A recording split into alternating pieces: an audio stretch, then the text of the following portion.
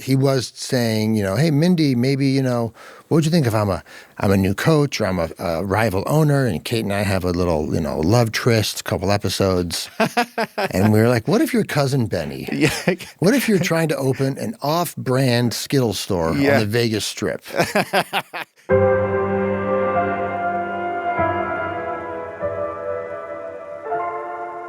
I'm Jonathon Buckley, and this is A Lot More. Hopefully you've been binging Running Point Season 2. All the episodes are available right now on Netflix, and it's hilarious. Well, one of the people responsible for bringing it to us joins us in the studio today. He's the co-creator, showrunner, and executive producer of Running Point, David Stassen. Dave, thank you for coming in. I know it's probably a hectic morning, getting up and getting your little one off to school before you come and see us. All good. Happy to be here. Thank you. Yeah. What is your breakfast of choice? Coffee. Coffee? Yeah, 2 shots of espresso. Yeah. And then I wait till lunch. Oh, that's it? Yeah. I'm kind of the same. I like to just leave it until... Does it hurt the brain to not eat early? I think it helps the brain. Helps the brain? Yes. Nothing can hurt my brain. My brain is so hurt. Something about getting to that level of caffeine where it's like I'm just kind of vibrating. Right. Where I think it just makes me operate. Vibrating or jittery? Yes. Well, that's if I've gone too far and jittery, then it's like the too vibration is perfect. Yeah. So I try and keep the vibration going till lunch. Yep. Gotcha. I feel like right now is probably a pretty busy time for you because you have so many plates spinning at once with Running Point on Netflix. You're also doing Rooster. Running Point Season 2 is out, so I'm still obviously doing press and talking about that. Yep. And then we're in the Season 3 writer's room for Running Point already. Congratulations. So we're breaking stories for Season 3. So Running Point was your brainchild? Well, really, it was the brainchild of Jeannie Buss and Linda Rambis, the owner and second in command of the Lakers. Okay. So they are huge TV fans. Jeannie Buss, took over the team from her dad, Jerry Buss, and Jeannie and Linda are best friends. They worked at the Lakers for 40 plus years. Yeah. And Jeannie and Linda have a stressful life. They work with high pressure, high financial stake situations, and their outlet is watching comedies. They see every comedy on TV. And so they always said we should have a show about our life. And they approached Mindy 4 or 5 years ago. And Mindy started to concoct this plan, and she brought Ike and me aboard, and that was kind of how we started to do it. And Ike and I are big basketball fans, which was a big reason Mindy brought us in, and we loved working together on the Mindy project. That's so interesting because, I mean, it is such a unique existence that they live at the top level of basketball. So it certainly warrants a TV series. Yeah. When you look inside, so you got brought in because you worked with Mindy on the Mindy project. Yeah. When you get to sit inside with Jeannie and the team and start learning about all of the goings on in top basketball, were you just like, oh, this is a treasure trove of fun that we can have? Yeah, it was awesome. I mean, from the tour where they have this incredible, beautiful facility, Jeannie's got her, 12 or 14 championship trophies, like sitting on a windowsill in her office that overlooks the practice court. Yeah. LeBron James is down there practicing. Then we're sitting in a conference room asking them questions. They're telling us about, confidential, player secrets from the past. Yeah. And, things that we could, use, little nuggets, and just the lives of 2 women working in the NBA is very different than a male owner, right? They just they're approached in different ways, and they have to approach things in a different way. You incorporated a lot of that into the background, because when you just described their office with the trophies in the back of it, I feel like that's what Isla's office looks like. Yeah. Were you just in there just taking mental snapshots of everything? Yeah. And they were so generous with their time and their stories. So it really helped us build out the world, I feel. And the facility is such a on our show, it feels like it's such a sparkling gem that kind of represents the success of the family. Yeah. So we really wanted to nail it. And you mentioned you're a fan of basketball, so I imagine, you're very accomplished in your career, but that would have been one of those pinch-me type moments, just being in that environment and looking around and seeing what was going on. Oh, yeah. I'm probably a sports fan first. Like when when I meet a basketball player, it's like I'm a 10-year-old again, right? I'm like into like how they practice and what their diet is and how they maintain that level of, athleticism as they get older. As I still like to play basketball. Oh, you do? Yeah, I play once a week and I come home with a new injury. Pickup games like out at the local court? Pickup games Bold. Tuesday nights with Bill Lawrence. No way. Yeah, he plays as well. That's how I met Bill. We started playing in a pickup game together. And so we played together for 20 years before he asked me to join Rooster. That to me is like one of those fascinating stories. It's this little meet cute playing together on the basketball court, and now you're working together in a creative capacity. Yeah. You wear so many hats: creator, showrunner, writer, director. Now, like, how would you describe your job? That's a great question. Showrunner is the all-encompassing description that covers all those things. Yep. But a lot of it is just, I think trying to be a good team leader and cheerleader. Yeah. Ike and Mindy have such great ideas, and we try and follow, the path when we're in the writer's room that feels friskiest, the one that gets a big reaction from the writers. Yeah, so like, there's 6 or 7 people in the writer's room. Oh, we love you. Oh, what if Travis tried to kiss Isla? We're like, that gets a big laugh, and we start to follow that story, and that becomes what to us was a good episode, an episode that was easy to break and easy to write. And when an episode is easy to break, then you're on the right path. So there's that aspect of it. Then there's, while we're breaking the story, someone might say, oh, and then maybe a car crashes into the window of the Starbucks and Travis gets out. And then in my head, I'm thinking, well, we can't shoot that. So then part of the showrunner is also being a mini line producer. The line producer is the producer in the show who does the line-by-line budget. I have to think about what we can actually shoot, what's achievable.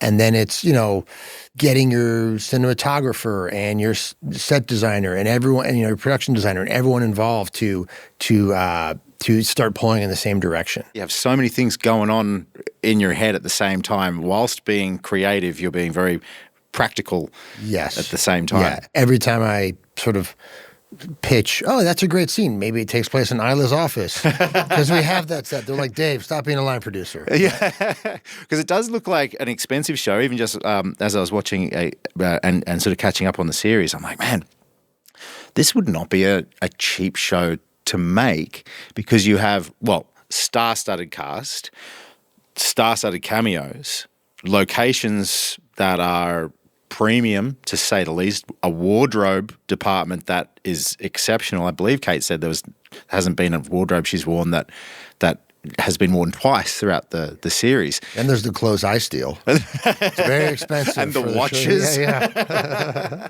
Yeah, is it an expensive show? Is it tricky to justify these? I don't know. That's beyond me, the economics of these types of things, but is that a tricky part of it? Warner Brothers and Netflix are frankly very supportive of the show. Yep. And so everyone works together to, work within the budget, but we also know we do have to make it feel like it is an elite basketball team, led by a family that's been successful for decades and they've won championships. So everyone kind of works together to make it, basically what you're describing look the way it does look in the end. It looks remarkable. I mean, you even make LA look not better, because LA is a beautiful place. Like, if you haven't been to LA, don't read the news. It's a lovely place. Yeah. But you've really put a little polish on LA. Like, the shots make it look remarkable. Like, I want to live here. I do live here, but I want to live here more. Yeah. Well, our cinematographer Marco Forgnoli is just great at what he does. Yeah. And he gets the sparkle of the city, of the sets, of Kate. Everything shines. On a personal note, how did you find your way here? Aside from, playing basketball with Bill Lawrence, how did you find your way creatively into this? When I got into college, I knew I wanted to be a screenwriter. I didn't know that was even a thing, but I in high school, I used to tape Seinfeld episodes on a VHS and rewatch them. And then I started realizing in college, I like creative writing more than anything. And then as college was winding down, Ike and I grew up together, and we decided we would drive out to LA together when we both, finished school. Ike had already done school. He was doing a theater in Amsterdam. And I also just Didn't want a 9-to-5 job. I thought writers got to set their own hours. And then we moved out here. We got service industry jobs. I worked at a hotel called the Chateau Marmont. Oh, the Chateau. Yeah. If you haven't been to the Chateau, it's very bougie. Don't take photos in there. No. We'll snap the phone out of your hands. No. So I worked at a hotel. I worked at a steakhouse. Yeah. And we had night jobs, and we'd write our screenplays whenever we could.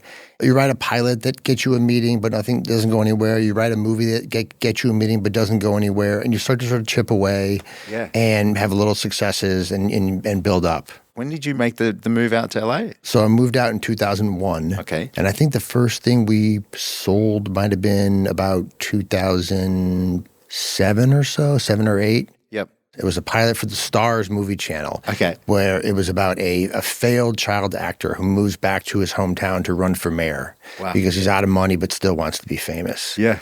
And it didn't go anywhere. It was just a script. But, I think, probably we made like $12,000. That's a big, for your first. Yeah, it felt you huge. were like, off to the, like, it was like, okay, we're doing it. Yeah, exactly. We're doing it. Yeah, I had a day job editing sports highlights at ESPN at the time, and I told my brother, I'm going to quit my job. And he was like, do not quit your job. You cannot live for a year on $12,000. It feels like it at the time. It's like, but I'm going now. This is, we're doing it. Like, this is happening. Yeah. But I listened to my older brother. Oh, so you kept your job? Yeah, I kept my job. Yeah, we kept writing. I'd work in the morning at ESPN, and then every afternoon Ike and I would write. And eventually we wrote a movie called Central Intelligence. Oh, yeah, of course, yeah. Which ended up becoming the movie with The Rock and Kevin Hart. Wow. But we sold that, and then it didn't get made for 7 years. I was going to say, that's a long stretch of time to be working on and hoping and crossing fingers, and there's never any assurances like, it's getting made, and you're like, okay, we're 6 years into this now, like, is it actually going to get made? Yeah. Like, the mental gymnastics is hard when you're in that, I imagine. We treated it like a lottery ticket for a few years, just checking in every month with our manager. Are they going to make it? Are they going to make it? And eventually Ike and I decided that we should, try and get a consistent TV writing gig. Yeah. And we got to meet Mindy Kaling, who had just shot her pilot for the Mindy Project. Wow. And so in the years in between selling Central Intelligence and it getting made, we met Mindy and started working on her first show. Then it was kind of off to the races. It's nice to hear, though, the relationship. So you and Ike you go back, how far now? 40 years. 40 years. Yeah, we met in summer camp in like 3rd grade. Just hit it off straight away? Yeah. Is he one of those buddies, and if you're lucky to have one of these in life, you're a lucky person, but that you find you're on exactly the same wavelength most of the time, where he'll say something and you're like, I see where you're going with that, bounce it back at him, and it just goes bang, bang, bang, bang. Exactly. I mean, for better or worse, we basically have the same sense of humor, the same brain.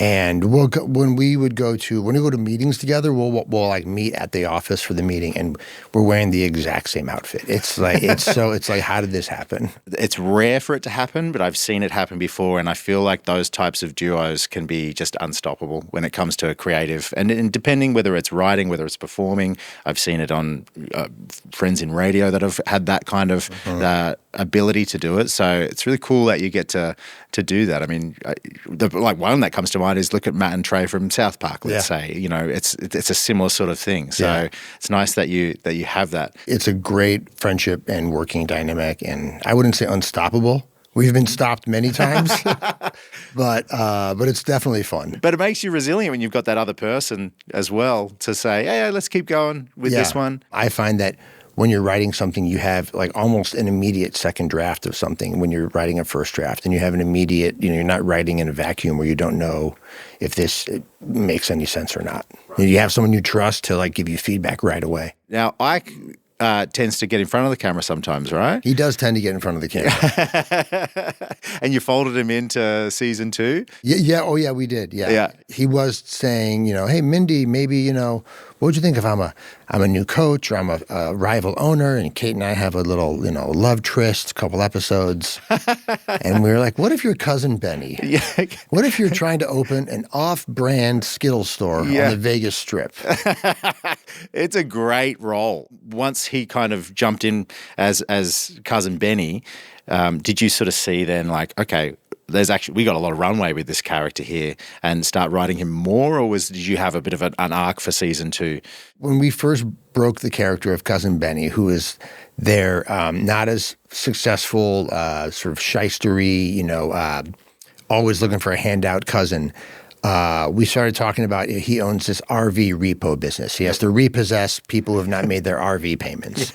And the writer's room, we were all just crying tears of laughter that, how desperate this man's life is. And how far away from the family business you felt. You put him together with these billionaires. So every time Benny enters a scene, the scene doesn't just start. There's like a 2-minute Benny monologue about his latest venture. But Ike can just go on and on. He can just riff like that all the time. It's a great part. Would you ever jump in front as well? Oof, I've seen a lot of improv shows, and I always think, I would have said this if I were on stage. And then when I'm in front of camera, which I've done a couple times, I am just like a deer in headlights. It is hard to do. It is if you can do it, it's a great life, but it is very hard to do, I find. Okay, so we won't be writing you into the series anytime soon. No time soon. No. Looking back when the conversations first started about Running Point, and obviously loosely based on Jeannie. Did you have a cast in mind initially when you first started putting the series together? Was Kate always going to be Isla? Yeah, Kate was always an ideal Isla. We felt like it was a long shot. Wow. And it turns out, she got the script. Turns out she had grown up knowing Jeannie Buss. Jeannie was a little bit older and sort of was kind of like an older sister that like guided her through Lakers and Kings games at the old LA Forum. Yeah. That was just the miracle casting we didn't ever expect. And then Ike and I loved this show, the other two, starring Drew Tarver. We discovered it in COVID. And so we wrote Sandy for Drew. Wow, I didn't know that. Yeah, he's so nimble and sharp as a comedian. And then Scotty is an old friend of ours. And is that right? I've known Scotty basically his whole life. He grew up in Chicago with us. Gotcha. And he just was perfect for the role.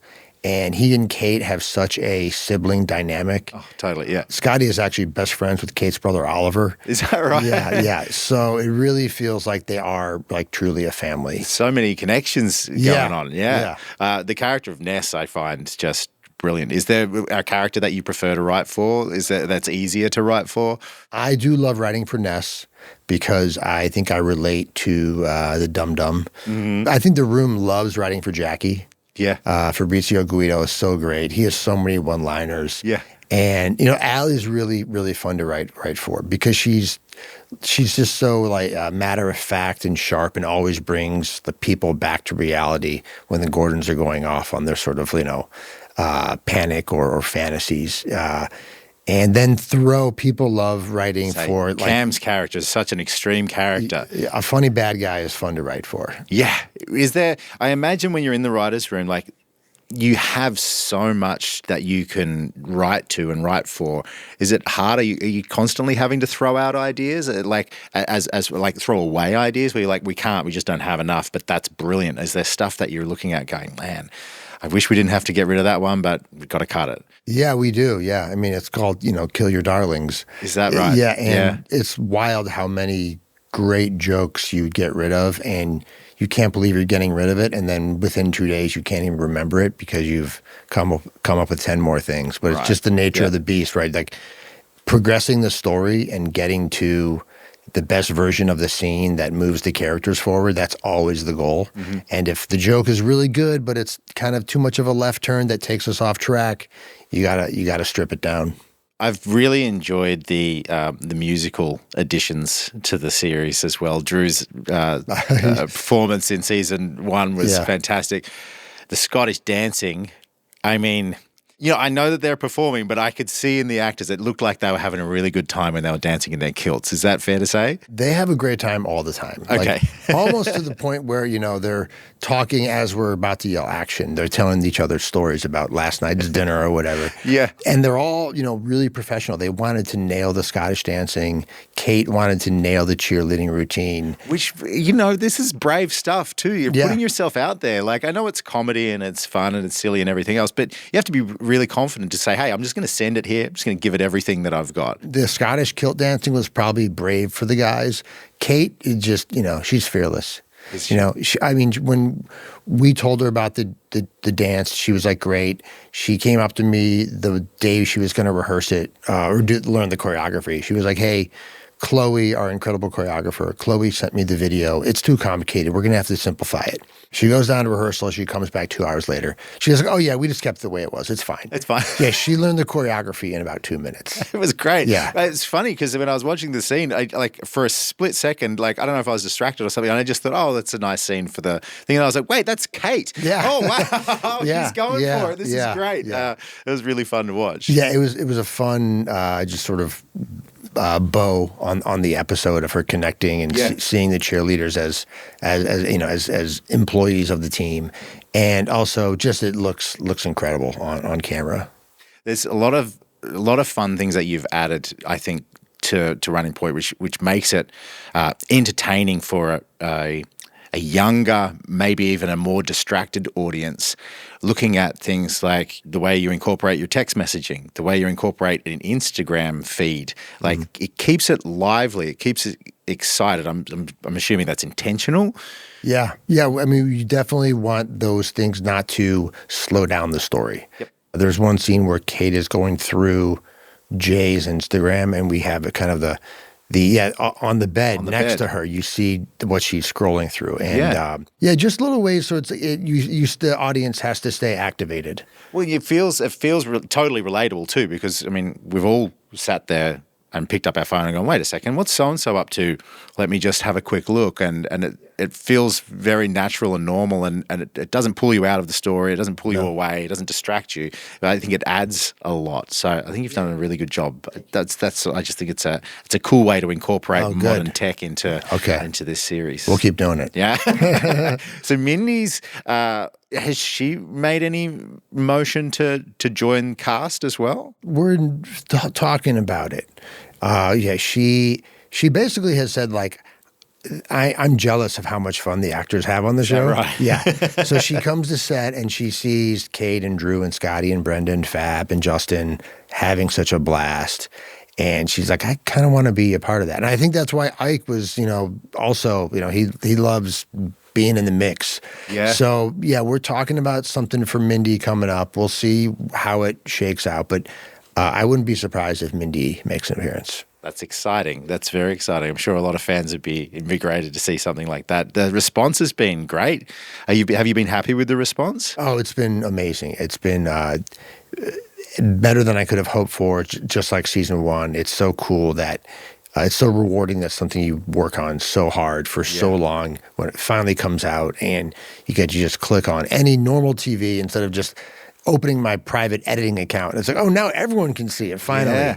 Yeah. So it's been great. People have been reaching out to me and, my daughter stayed home sick from school on Friday and watched the whole show, or watched the whole thing on a Saturday. It's been fun. I know there's different ways that you can release a series. Some people like to go the traditional method and bring it out weekly. Mm-hmm. Some people like to bring it out all at once. The fact that you do 10 episodes, 30-minute episodes, it's a fun and easy binge. It is, yeah. It really goes down smooth.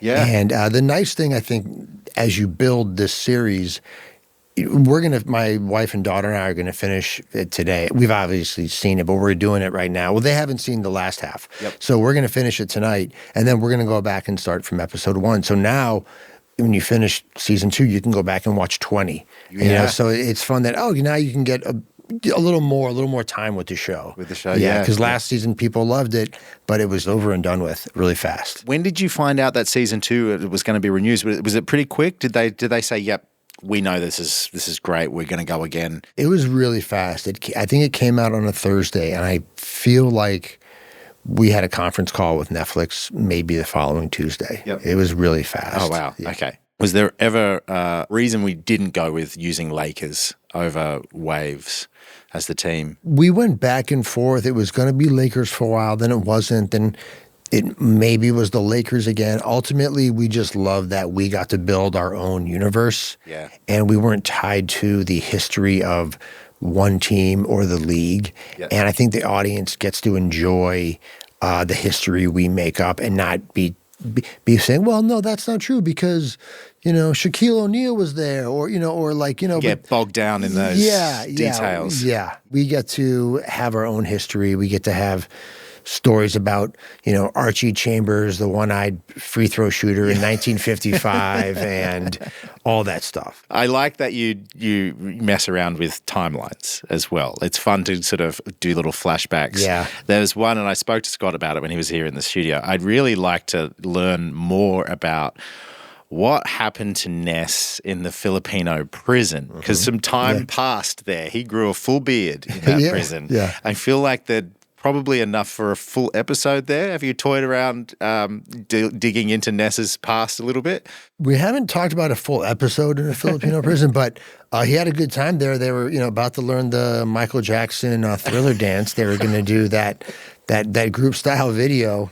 So yeah, I mean, it was tough on him. Yeah, he definitely was a little yeah. shaky after.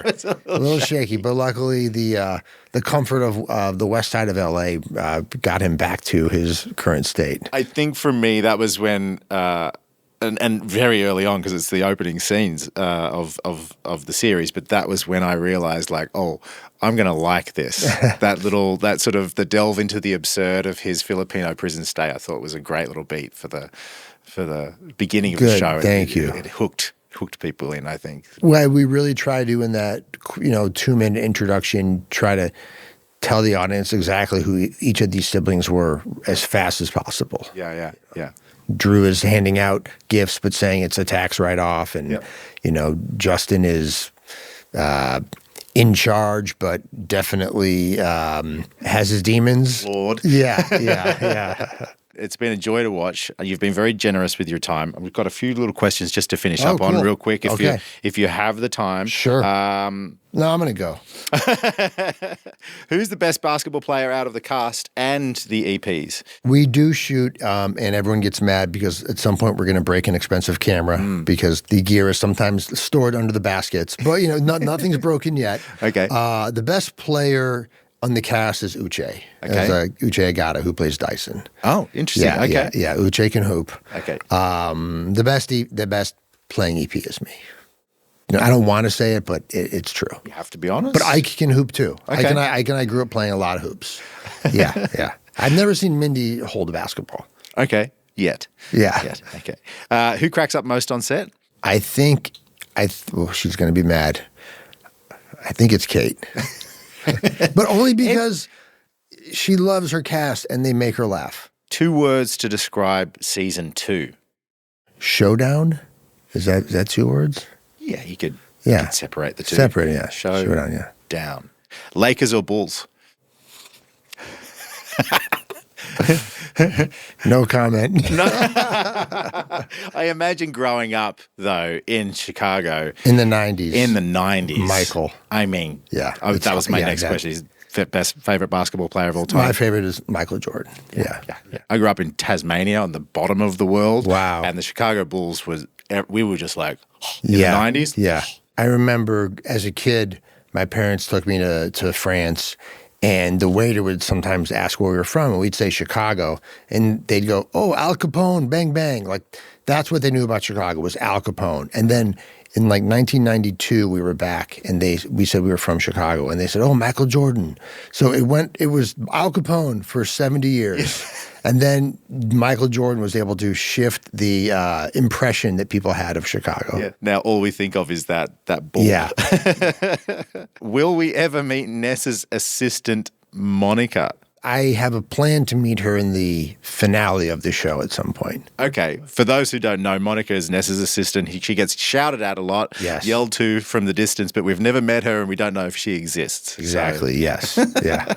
There's been some discussions in the office, Isla's love interests. We do this with the Gilmore Girls fairly regularly. Teams. Oh. Are you Team Lev, Team Jay, or Team Luke? I'm Team Isla. I'm whoever is right for Isla. Diplomatic answer. Yeah. You're a professional.